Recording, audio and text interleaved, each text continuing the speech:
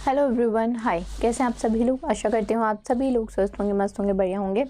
सभी की तैयारी बहुत अच्छी चल रही होगी। तो चलो आज के करंट अफेयर के सेशन की शुरुआत करते हैं।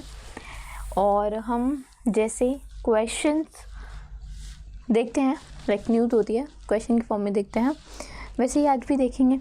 चलो शुरू करते हैं। Reference to the performance of UPI, that is Unified Payment Interface, in August 25, which of the following statement is incorrect? इनमें से कौन सी स्टेटमेंट जो है वो इनकरेक्ट है? तो देखो, UPI ने अभी 20 बिलियन ट्रांजेक्शन क्रॉस की हैं सिंगल मंथ में for the first time, recording 20.01 billion transaction. This is बिल्कुल ठीक, बिल्कुल करेक्ट है ये। उसके अलावा ट्रांजेक्शन 34% से ग्रो हो रही है year of year, rising from 14.9 billion in August. Transaction जो है 21%, ट्रांजेक्शन वैल्यू 21% से इंक्रीज हुई है, ये भी ठीक है, from 20 crore. This statement is incorrect, ठीक है, कि एवरेज जो यूपीआई प्रोसेस्ड है वो 454 और 5 तो ऑप्शन हो ही नहीं सकता व्हेन यू टॉक अबाउट कि जो फोर्थ स्टेटमेंट है वो गलत है। इट इज़ जो डेली एवरेज जो है platform handle, that is 645 million transaction with a value of 80,177 crores, ठीक है। And year on year it stood at 34%, we have discuss this. 21% जो है 26 लाख वो ट्रांजेक्शन वैल्यू बढ़ रही है, ठीक है। This is basically in the pictorial form represented. Coming to next, and before this, app जिसने भी इंस्टॉल नहीं किया है प्लीज़ जाके ऐप को इंस्टॉल कर लेना, ठीक है। आगे चलते हैं। Consider the following statement with reference to the key outcome of the 25th Shanghai cooperation organisation summit, जो अभी कहाँ पे हुई है? चाइना में हुई है, ताइजिन में हुई है, ठीक है। अब इनमें से कौन सी स्टेटमेंट जो है वो करेक्ट है ये बताना है। ताइजिन डिक्लेरेशन अडॉप्ट हुआ, फोकस हुआ एआई पे, ट्रांसपेरेंसी, अकाउंटेबिलिटी पे, बिल्कुल ठीक है। यूएन सेक्रेटरी जनरल जो है एंटोनियो गुटेरेस और आसियान सेक्रेटरी जनरल जो है, they were heading the organisations were present, ठीक है। सब डेलीगेट्स प्रेजेंट थे। SCO's observer and dialogue partner status were merged into unified SCO partner status. This was also true. Lao People's Democratic Republic was granted SCO dialogue partner status, बिल्कुल ठीक है। Raising membership to 10 not 11, ठीक है। तो 3 statement सही हुई, मतलब 5 answer हो गया। अब डिस्कस करते हैं अच्छे से। जैसे हम सब जानते हैं PM मोदी ने ये जो विज़िट की थी चाइना अभी 31 और 1 तारीख को, दिस इज़ उन्होंने 25th Shanghai cooperation organisation summit attend की थी। कुछ हाइलाइट्स हैं पार्टिसिपेशन के मामले में, तो उन्होंने जो मीटिंग है उसमें पार्टिसिपेट किया। ही emphasized on India's commitment to strengthen cooperation with the SCO framework. He proposed the Civilization Dialogue Forum also to foster people-to-people connection and cultural understanding. Bilateral meeting जो है with global leader that also happened. Chinese President Xi Jinping के साथ भी meeting हुई and वहाँ पे India ने अपना सपोर्ट एक्सप्रेस किया। एंड 18th ब्रिक्स समिट जो होगी वो इंडिया के द्वारा होस्ट होगी, उसके लिए भी इनवाइट किया गया 2026 के लिए। रशियन प्रेसिडेंट व्लादिमीर पुतिन से भी बेसिकली बायलेटरल, जो मोदी जी हैं उन्होंने बायलेटरल मीटिंग हेड की with president Putin in the SCO summit, and they discuss about economic framework, financial, energy cooperation and everything. Kazakhstan president से भी, मतलब जितने भी डेलीगेट्स थे, जितने भी कंट्री के PMs थे और प्रेसिडेंट थे, उनसे मीटिंग, एक तरह से बातचीत का जो दौर है वो PM ने शुरू किया वहीं पे, ठीक है। जनरली होता क्या है ना, जितनी भी ये मीटिंग्स होती हैं, ठीक है, चाहे आसियान, ठीक है, ब्रिक्स समिट हो गई, G20 हुई थी, सब में लीडर्स मिलते हैं, they talk about the nation and further on about the development and all, ठीक है। प्रेसिडेंसी की बात करें तो China as 25 chair of the SCO hosted this meeting from the 31st to 1st of September. And theme क्या है? Upholding the Shanghai Spirit, SCO on the move is the theme. ठीक है. Attended by 20 foreign leaders including 10 from the member countries. And Narendra Modi, that is जो member leaders हैं या member countries हैं, India, Russia, Pakistan, Belarus, then Kazakhstan, Uzbekistan, Kyrgyzstan और Tajikistan. Head of जो international organisation है that is UN secretary general Antonio Guterres, Asian general secretary that is Kao Kim Hourn and 10 others were also there. And meeting had many officials, many people. अगर outcome की बात करें तो जैसे भी हमने डिस्कस किया, न्यू डायलॉग पार्टनर 1 तारीख को people Laos people democratic Republic को ग्रांट किया गया partner status. And SCO partner status has been given to them comprising of 10 members. Now they have 10 members, 17 partners including 2 observer, Mongolia और अफगानिस्तान, और 15 जो dialogue partners हैं, Armenia, Azerbaijan, Bahrain, Cambodia, Egypt, Kuwait, Maldives, Myanmar, Nepal, Qatar, Saudi Arabia, Sri Lanka, Turkey, Laos, PR and UAE. Coming to next question, with reference to the Bihar राज्य जीविका निधि सहकारी संघ limited, which of the following statement is incorrect. अब इनमें से हमें incorrect statement बतानी है, तो हम डायरेक्ट एक बार पहले क्वेश्चन देखते हैं फिर उस पर चलते हैं.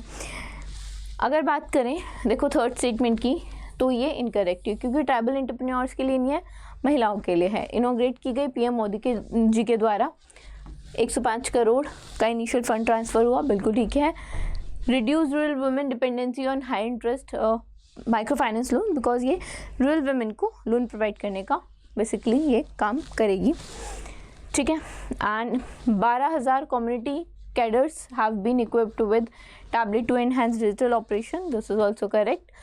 Register cluster level federation of Jeevika are members of this cooperative society, that is also correct. If you talk about PM Modi's virtual inauguration या वर्चुअल लॉन्च ऑफ बिहार राज्य जीविका निधि सहकारी संघ limited, this is the cooperative financial body basically that provide affordable credit to rural women entrepreneur in Bihar. If we talk about जीविका, ठीक है, जीविका की बात करें तो जीविका was launched in 2007. It is a government program by government of Bihar and this work under the Bihar rural livelihood promotion society, which is an autonomous body of Department of Rural Development.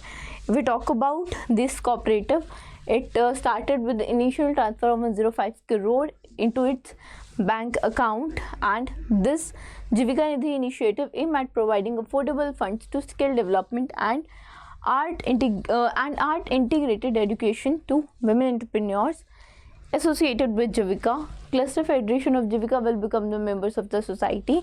And if we talk about fund, तो Bihar government जो है वो उन्होंने 1000 करोड़ का fund approve किया है new cooperative को, ताकि फाइनेंशियल फाउंडेशन एक बैठ सके for the women centric programme in Bihar. जो सिस्टम है it will operate entirely through the digital platform, ताकि जो ट्रांजेक्शन है वो फास्ट हो सके, डायरेक्ट ट्रांजेक्शन हो सके. To support this 12,000 community guider are been equipped with tablets as we have discuss. And अगर बात करें जीविका की, it is a world bank aided project that focused on socio economic empowerment, poverty alleviation for rural population in Bihar.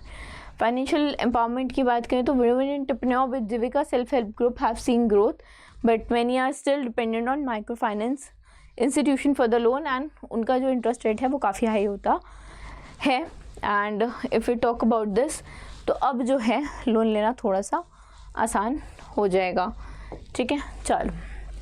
कपास Kisan app launch in 25 by ministry of textile, aim to facilitate cotton procurement under which government scheme. तो it is the scheme is basic just give me a minute. It is basically minimum support price के under ये होना चाहिए, ठीक है, MSP के under होना चाहिए। टेक्सटाइल मिनिस्टर जो है गिरिराज सिंह, उन्होंने लॉन्च किया है Kapas Kisan app to facilitate seamless procurement of cotton farmers under minimum support price MSP scheme, ठीक है। This was developed by Cotton Corporation of India under the Ministry of Textile, and जो app है it empowers farmers with self registration, slot booking and payment tracking, everything. It provides facility of payment tracking by farmer, bridging greater transparency, convenience, speed of cotton procurement process, everything, right? It reduces manual paperwork, protect करता है cotton farmers को against any of the distress sale through the assured MSP procurement. अगर features की बात करें, registration है easy, digital schedule हो जाएगा प्रोक्योरमेंट सेंटर में to minimise waiting and crowding, also real time updates हैं, क्वालिटी असेसमेंट के, फ्रेंडली इंटरफेस है for the different Indian languages.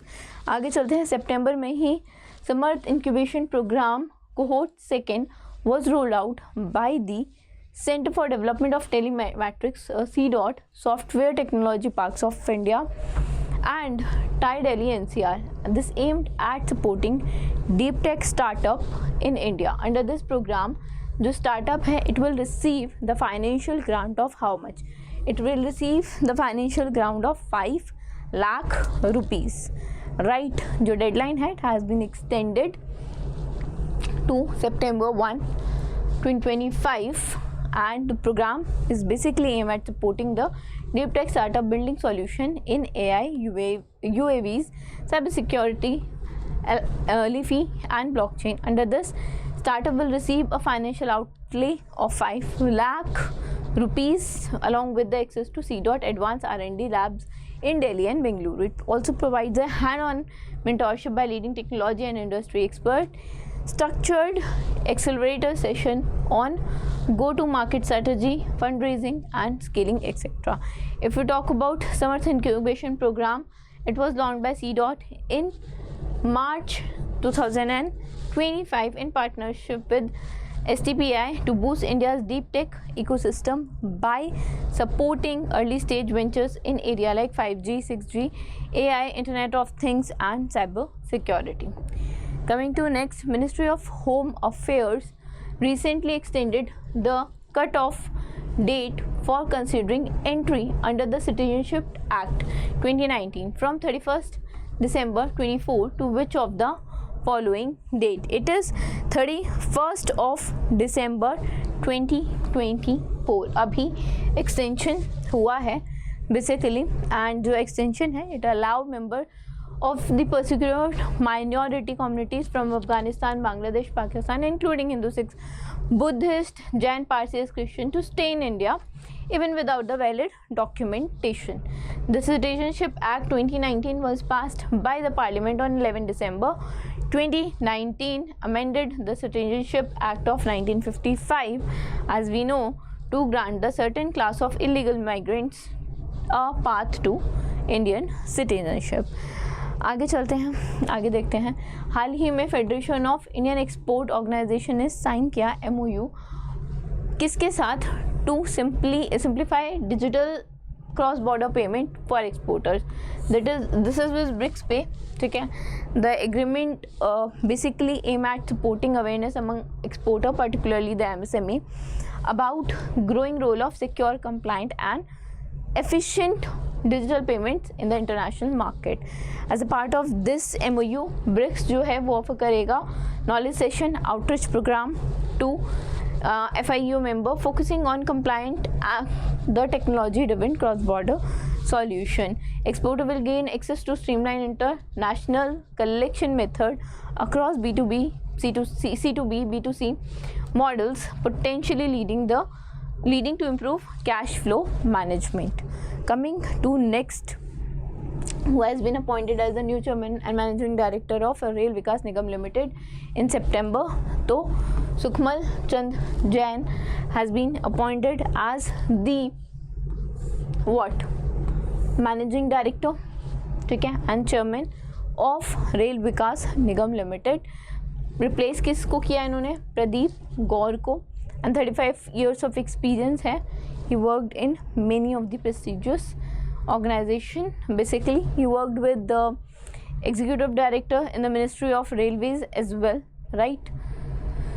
So that was it from today's session. I hope you guys might like this session. If you like this session, please press the like button. Thank you.